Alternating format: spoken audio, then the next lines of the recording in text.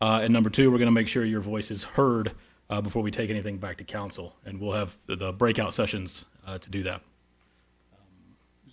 Are you controlling the slides, Curtis? Sorry. Next slide, please. So here's kind of just an overview of how the evening will go tonight. So I will cover the background, the project scope, and our specific mandate from council.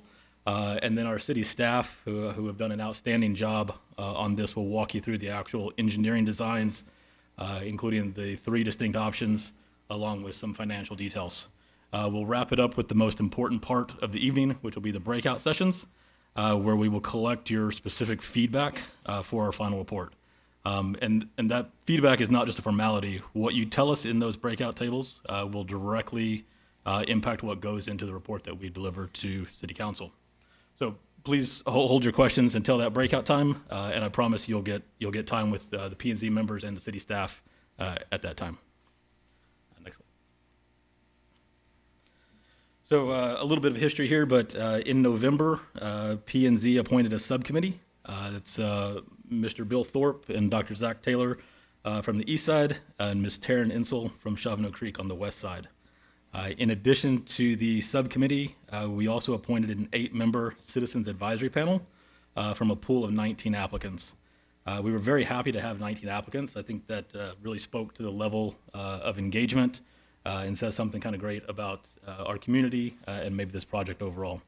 So this group represents both streets directly impacted by the project, as well as those further out to ensure that we had a cross-section of perspectives from the city here.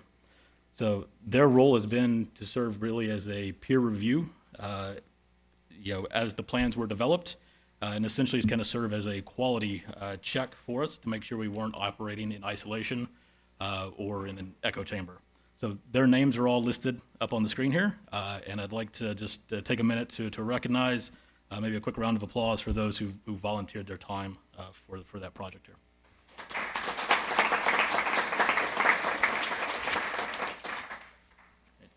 Next slide, please. So this map really makes the point visually. The orange dots here represent the residents selected for the advisory panel, and you can see that there is a natural cluster right around the access point, which makes sense since those are the neighbors most immediately affected. But you'll also notice dots from across the city, and that spread was deliberate. Again, we wanted to make sure we had people asking different questions and looking at this with different perspectives. Next slide. So before we get into the designs, I want to kind of ground everyone in why we're here. So last October, City Council directed us to conduct a comprehensive review. This wasn't just a vague mandate. They were very specific in what they asked for, and you can read it there on the screen. But in essence, it was to assess the benefits of improving the trail and to evaluate the impact on the neighborhood. And I want to be very plain on this, is that this is an ongoing systematic study. There is no predetermined outcome. The options we're presenting tonight and the feedback you give are the inputs that will shape what that final report is and will help guide City Council in their ultimate decision. So this town hall tonight is your opportunity to give that feedback to P&Z before we do that. Next slide, please. So just a little bit of context and the bigger picture for those of you not familiar with the overall Greenway system. San Antonio has about 100 miles of trails running throughout the city. It's a pretty remarkable asset overall. One of the more familiar stretches is Salado Creek, which you can see here as the green line. And you can see that it runs right along our eastern border there. And next slide. And then specifically, we're going to look at the existing trail access, which is kind of highlighted in that blue circle right there at that sharp bend on Cliffside Drive. For those of you who've walked it, you know what we're dealing with there. And for those of you who haven't, we do have some pictures and stuff that we'll show you shortly. So we've conducted some site assessments to really understand the current physical state of this access point. The staff have hiked through the brush multiple times to take measurements and get GPS coordinates. The effort that these guys have done has really saved the city tens of thousands of dollars that would have gone to outside consultants to make this possible. So I really want to acknowledge their work for that. But the core question we're really asking is not all that complicated. It's really the practical reality of how this specific terrain is being used today, and whether Shavano Park should modernize our own access point to match or exceed those along the Salado Creek Trail. Next slide. So in any assessment like this, defining the boundaries is as important as defining the goals. So I want to be very clear about what is and is not on the table tonight. So this project does not include any parking lots, any street parking, any type of sidewalks or anything like that along Windmill or Cliffside or any other the other streets that are affected there. We are strictly evaluating the improvements to the existing trail and that area around it. Next slide.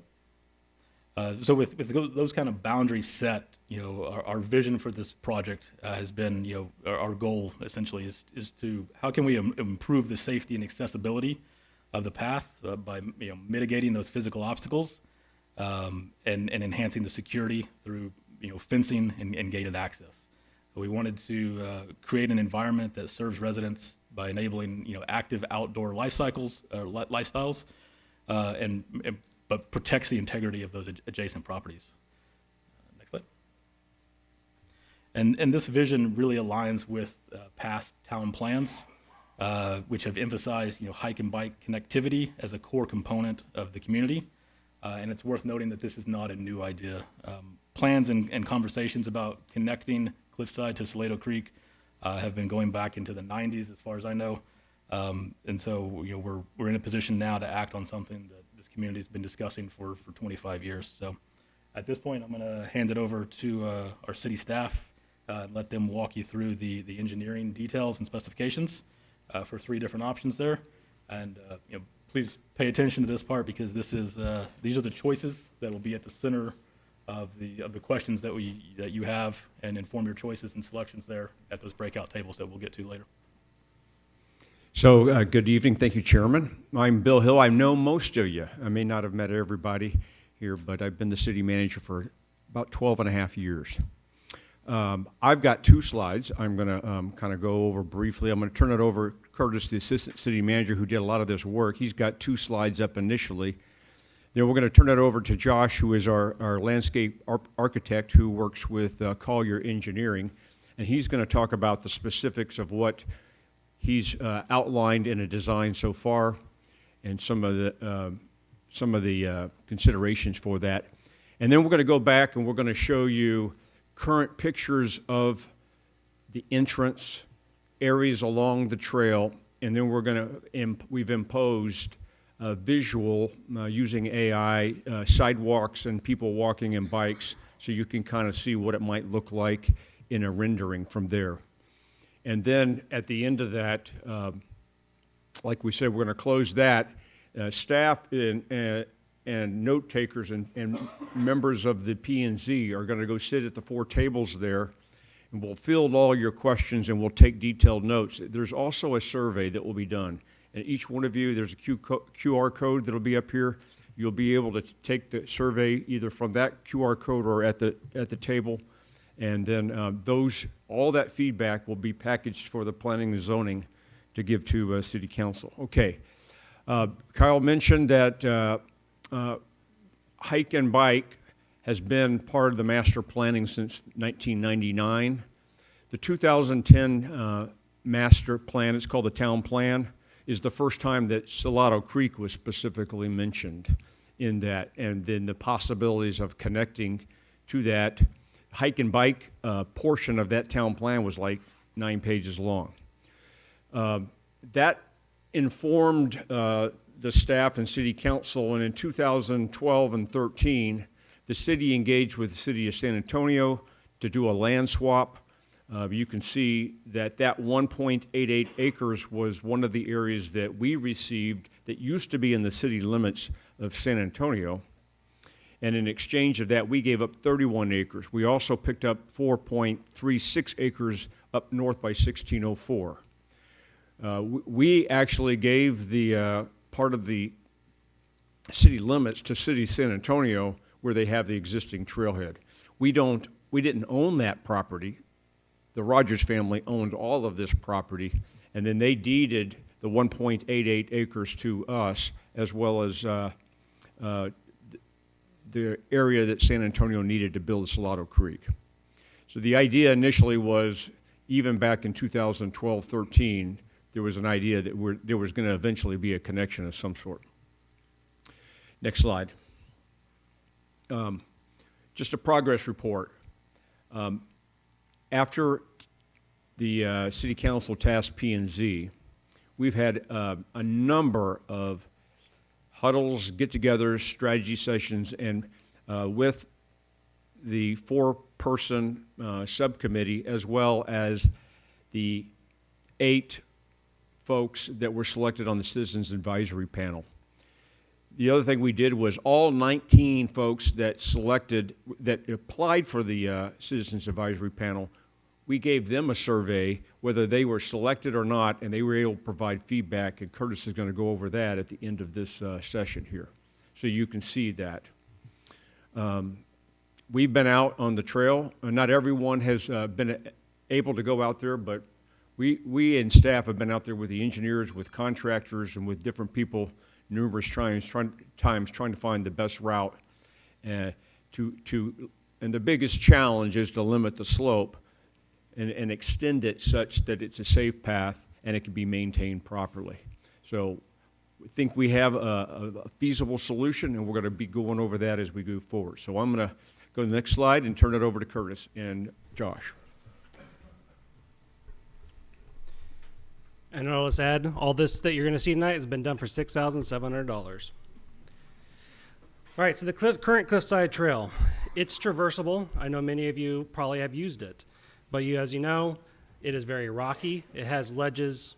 It is difficult to traverse, especially if you have a stroller, if you have elderly, if you're disabled. It's not very practical at all.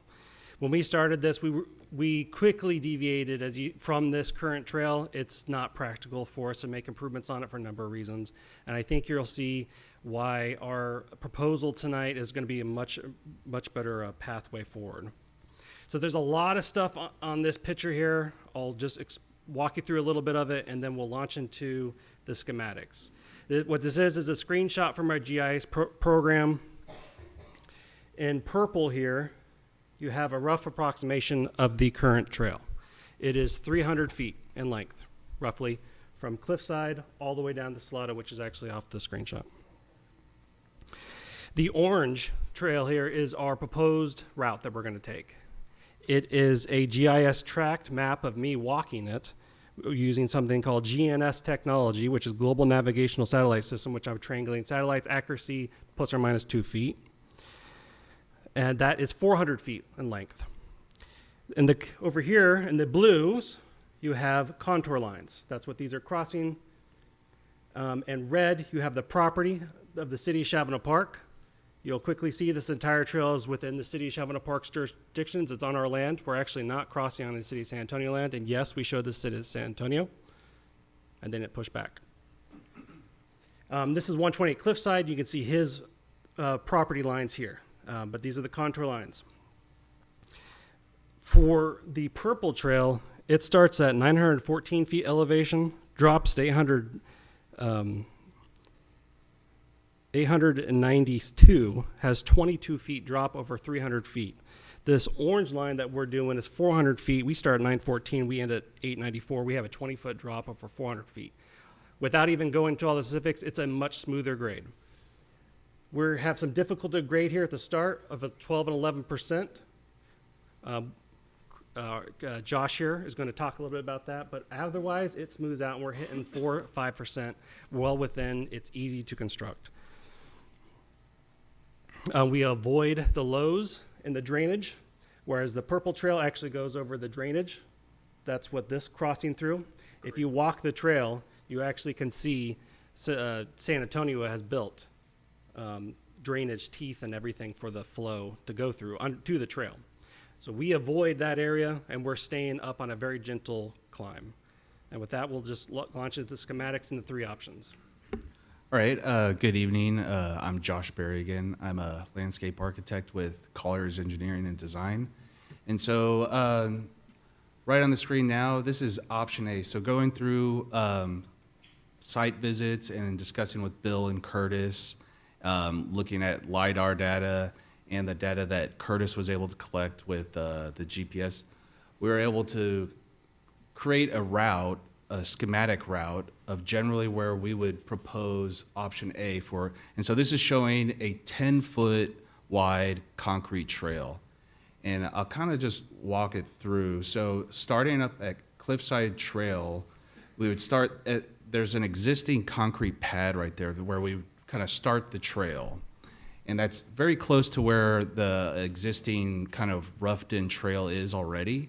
And so we would scab onto that and then enter into what would be like the park area. And we would kind of deviate from where the trail is now to a more gentle slope, kind of hugging that more south eastern boundary, which will allow us to, we wouldn't need railings or any kind of barriers or switchbacks. Also on the plan, it identifies, there's a dashed line on either side of the trail, and that would be that's showing roughly what our construction limits would need to be and where we would need to go through and do site work and prepping. There's a lot of boulders and maybe a few trees that we would need to remove to get this to go in.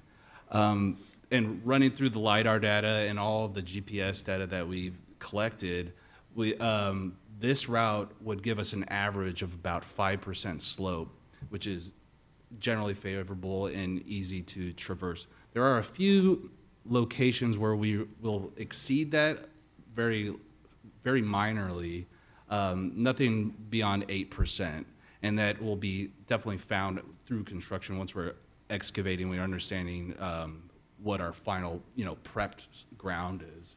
And there's two areas specifically, right at the beginning and then kind of towards the middle right there where we're going to turn off into the City of San Antonio Trail. This also proposes there's an existing barbed wire fence that goes along Cliffside Drive, and so we would reorganize part of the fence and include some kind of gate. That hasn't been selected, but we have identified on the plan where a new fence and gate would go. And also on this plan, we're identifying how we're maintaining about 30 feet from the property to the south of the trail. I guess we can go to the next slide. This trail is very similar to the other one, but this is a narrower path. This is going to be 6 feet. And it's almost identical, except for having a narrower path would give us a narrower construction corridor, and that would allow us to navigate and kind of maneuver the trail a little bit better around trees. So we would preserve more of the native terrain. But what this wouldn't allow for is passing if you had someone going one direction and maybe a bike coming the other, or vice versa. Whereas the 10-foot trail shown in the other exhibit would match more of what is already in the existing Salado Creek Greenway. And so, but very similar to the other one, it's just generally narrower. And then this one, this is a little bit different. Same connection, kind of both on Cliffside and at the trail, but this one would be more of a natural surface where we would use something like a stabilized gravel, or that's to be selected, but generally a natural surface. And also in this one, towards the center, we kind of deviated from where the other two plans were. Right in the center, there is an existing natural rock outcropping. And right generally where we have identified that is it's flat. And so what we could do is to minimize the trail and gravel we're going to be using. We can utilize the existing rock outcropping as part of the path at that point. And this one would definitely need to be kind of more coordinated as we kind of go through construction. But the same thing, the slopes will be favorable at they'll be a little bit steeper towards the beginning and not as steep towards the end, since we'd be kind of getting towards the creek quicker. But as we kind of go east, it'll then be much gentler.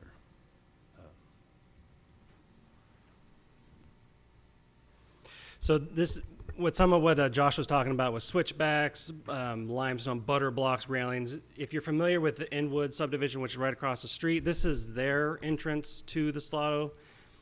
Everything that Josh outlined and that our engineering has done is that we're not going to have to do this. We're not going to have these meandering switchbacks, which are difficult to traverse on a bike, with railings and everything, to be ADA compliant. Our slopes will be able there that we could actually have a truly fully compliant ADA trail. So what I have here is a 3.5 minute walkthrough from the road down to the trail that we'll go through. Sorry. So we've referenced the concrete pad. That's that here. And then we're going to enter right in here. I'll let this play. Sorry. There we go. So we would enter in around here. We're going to catch, you'll see the grade of this road. I'm standing about 10 feet away from the actual entrance point. It's barbed wire fence right now, so I can't cross it. So you see me navigate to the existing trail, about just 10 feet. This is what you see and are used to today.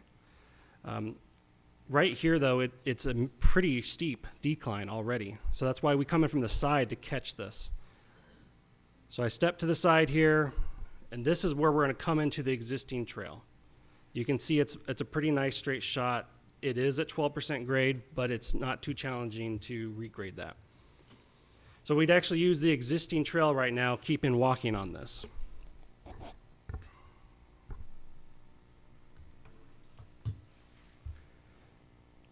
And this is 3.5 minutes long, and it's actually slowed down a little bit, so you don't have as much camera shake. But instead of continuing down where the existing trail, we're going to shoot off of it and continue on this grade. You're going to see orange tape on trees. If you walk out there today, orange tape should maybe be up there, and you could walk this. And we're going to be, and as you should immediately see, the vast majority of trees in here are cedar trees. It is scramble underbrush. There are very few oaks in there that we want to preserve. I'm looking north. That's 30 feet. I'm standing away from 128 Cliffside. This rock shelf that he mentioned, that's what's to the side of me, further down. We don't want to be on that rock shelf if we're going to do concrete, because you just can't put concrete on rock. You have to prepare the subgrade. It would be difficult for the contractor to have to chip out the rocks. This is much smoother. All these trees are cedar trees. And from here, it's not very exciting. It is a very smooth walk. Even before we've done any major clearings, we've hacked some limbs so we could actually go through it, but that's it. We follow the natural progression of the forest floor. This is this 4 to 5% grade. Even today, it's a pretty smooth walk. I'm able to pick up pace.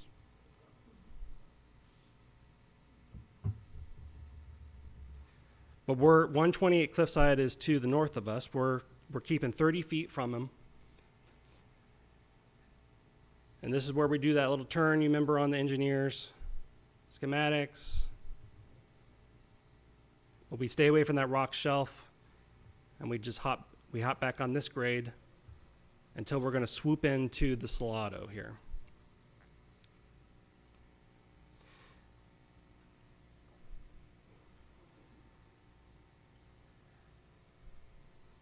And what you're going to see as I approach the Salado here, there's a lot of rock. There is a lot of dirt accumulation.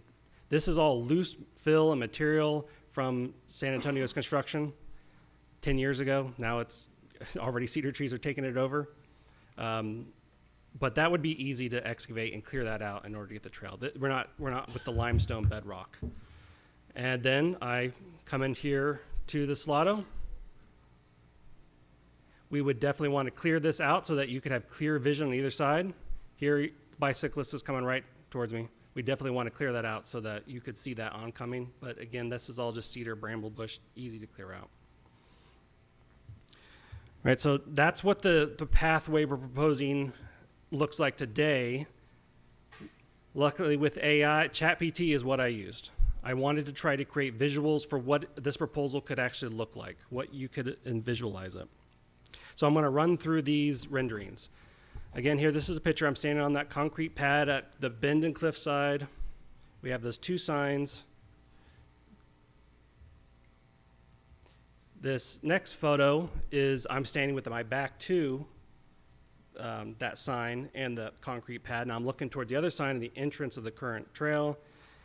And I asked ChatGPT to put in what the gate could look like. Clear out the underbrush.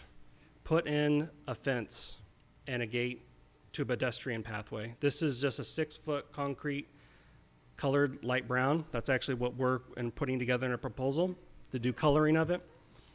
And this is, it could be a limestone gate. It could be just wrought iron gate. But you can see ChatGPT actually does preserve some of these trees here, which are the nice oaks.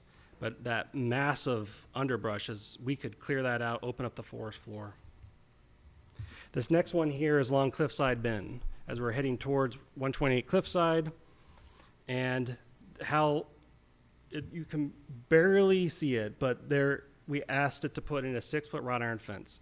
We want to offset it from the road for the safety, so that someone who's walking on it can step out of the way of a car, that a car that had to lost control or spin out actually has some room, where it's not going to be right against the road. We actually think when we're out there that we have the room to put the footings and put it behind some of the oak trees, be even less visible than what this rendering is. The total length of the fence, if it's proposed, is only 300 feet. It goes from the corner 128 Cliffside to the actual cliff facing of Cliffside, which gets very steep very quickly. It's not practical for anybody to traverse. And there's only 90 feet from the nearest electrical pole to whatever our gate is. For whatever power we're going to need for any access control system, we have 90 feet. We have a electrical access. All right, so in this photo, I'm looking up the hill towards 120 Cliffside. This is for 30 feet away, and ChatGPT puts a sidewalk in here. It's just a 6-foot. Of course, we're going to be clearing out more of the trees. We're not going to want a tree right next to the sidewalk. We want safety and clearance for our bicyclists, So, but that gives you a visual of what that could look like. This is where we're evening out the trail. We're at 4 or 5% when I was walking through the forest floor.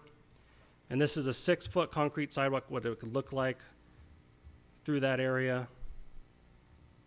And I asked it, well, just show what a person and a bicyclist would look like on 6 foot. It's pretty intuitive on a 6-foot sidewalk that it's pretty easy. If you're just walking on it, you can have a bicycle past you, but it's not if you had a family walking or 2 bicycles passing, it'd be a little more difficult. This is a 10-foot. We're going from 6 foot to 10 foot here in the same photo. What that could look like, much more room for 2 bicyclists passing, a bicyclist passing, a family walking. That's the Salado Creek is a 10-foot path today. So we'd be the same width as the Salado Creek. And all of these we're keeping with that light brown coloring for the concrete trail. This is just another one. I thought it showed really good of meandering through the trees in the forest. This is a 6-foot sidewalk. But that one was more of a straight shot. This shows how we could be able to meander that, really open up the forest floor. Give some of the experience if you've ever walked on our municipal track trails of your walking through the forest. That's what we'd want to provide. And this last one here, we're connecting into the Salado Creek. This is a picture of Salado Creek and how we could sweep in with a smooth entrance. We'd want to make sure we clear out the underbrush away so you have clear vision as you're coming into it. There's options we've discussed for if we were to gate it and fence it and lock it down to residents only, we could put up a sign say no public access. We wouldn't have any gate or fence here. It would be up towards Cliffside, but there's options for that. And back to you, Bill. Okay, so in our discussions with the Citizens Advisory Panel and then the 4 members of the P&Z subcommittee, the general consensus was that we ought to, if we build something there or make improvements, we ought to control the access. And, it's not 100% consensus, but, the vast majority did that. And then the question is, if you control it, how do you do it? And there's a number of examples that you can do it relatively cheaply. You can issue out fobs and do things like you're going into homeowners association or whatever. We were in Inwood, and they actually have like an ID card that is attached to the bike. As they approach it, it reads it, and then it opens up the gate. And they're issued it, and they all have individual IDs numbers. So, if someone were to come into that gate, you would know when they came and who came and when it was. And so that seems appealing. One of the questions that we don't have answered now is whether we can legally restrict it only to Shavano Park residents. And that's our going in position, probably. I don't, and again, we talk just in brainstorming. We don't see a lot of people coming in from outside of Shavano Park, even if we allowed them to come. If we control the access, and if we were required to do that because of use of public funding, they would be registered and we would know when they're coming out and who it was as well. So that's an option we got to continue to refine with some legal guidance there. And as we said, there's a telephone pole with existing electricity that can then be dropped down, and it can be run through the ground very, very simply to be able to control that. Next slide.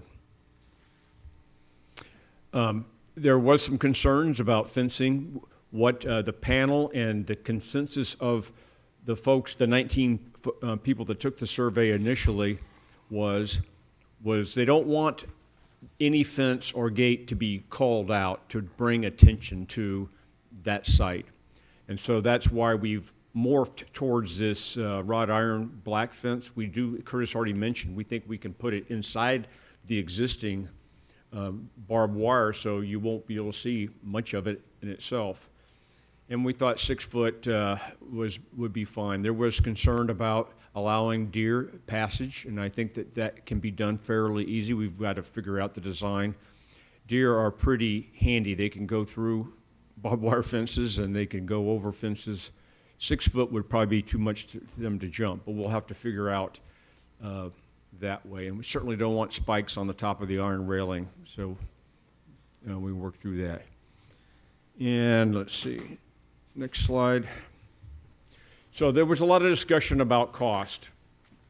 And so Curtis, using Chat GP and AI, put in all the equations, and we worked it about 4 or 5 times to try to get as accurate of a cost as we could do. So you can see we have a cost range of somewhere between $225 and $70,000, $115. And we're, for the purposes of this, we wanted to scope out what is it that we're talking about.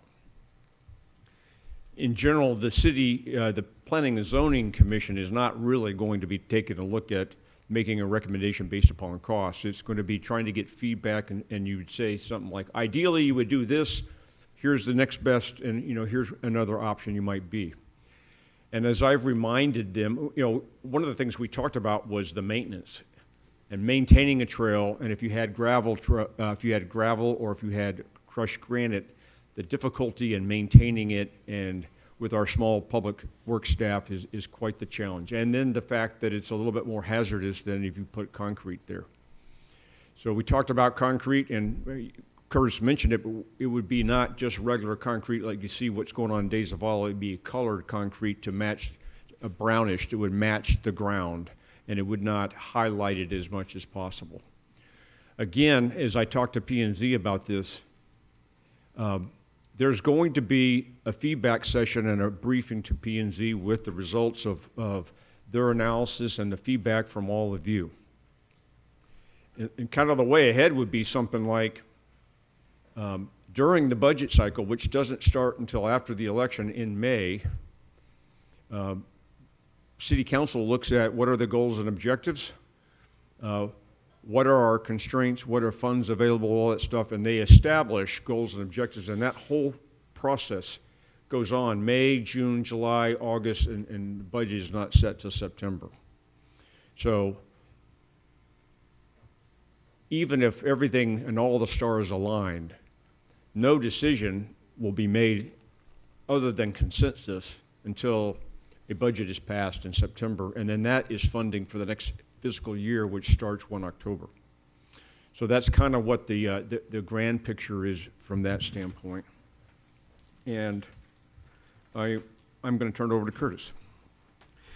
Before I leave this, I just give you a little more confidence in these numbers. It's not just ChatGPT.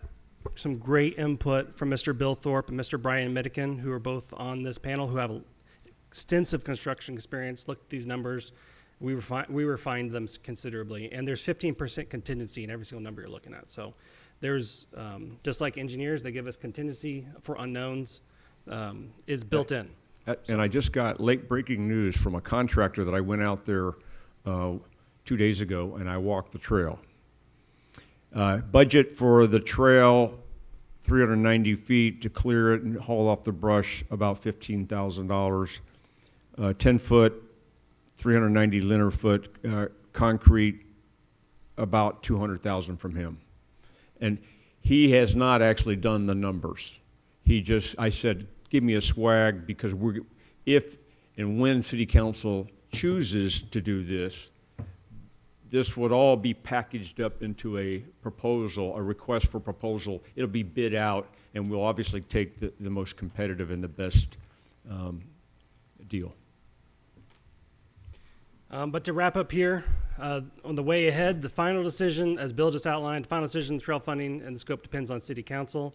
The Planning and Zoning is going to return with a report to City Council, likely at the April City Council meeting, which is April 27th. The numbers we're running through will be a part of that, but there is a funding source available using non-property tax revenues collected in the Community Enhancement and Engagement Fund, which is a new fund set up by City Council this past fiscal year. So there is some monies that could be used towards this. But that concludes our presentation, and we're going to start the breakout session here. This first slide here, just if obviously this room's pretty full. If you want to get queued in to attending more city events and things happening around, you can scan this QR code, text MyGov. It's the fastest, most efficient way to get hooked into city communications. There's also on the poster board over here if you want to do it later. No count sign up, no password credentials you have to make. And then we're going to do a little different here. Rather than hand out a microphone like we normally do, we're going to do breakout session.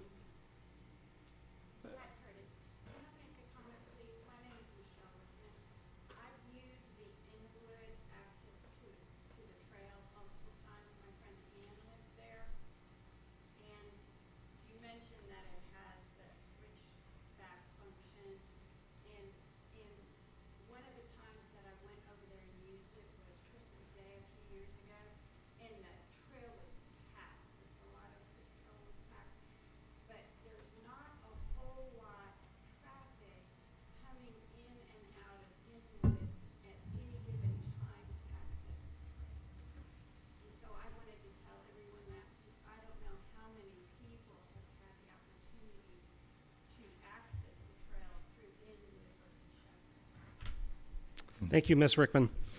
So we're going to have there's two main ways we can need feedback. We presented you our plans, options A, B, and C. We're going to have 4 tables on the side here. The 4 members of Planning and Zoning is going to go to each table. It'll be a member of city staff or the city engineer at each one as well. We have schematics, we have the map, we have the cost estimates. I know we showed them on the slides, you want to look at them in detail, go to the tables. If you scan this QR code, it's going to be a real short survey. You only have to answer 2 questions, and there's 5 others if you want to give us more feedback. Basically, do you like options A, B, or C? Do you like none of them? You can just quick say none of them if you want. You can pick which option you like the best. And then if we built this, do you think you'd use the trail more? But then you can do the rest if you want. You say, I don't want to do a QR code. I don't want to do the survey. We have comment cards on every single table. Just leave a written comment with your name and your contact information. All this is going to be packaged up. and given to City Council in the final report. So please give us your feedback. But we're going to break the mics here and join us at the breakout tables. Thank you.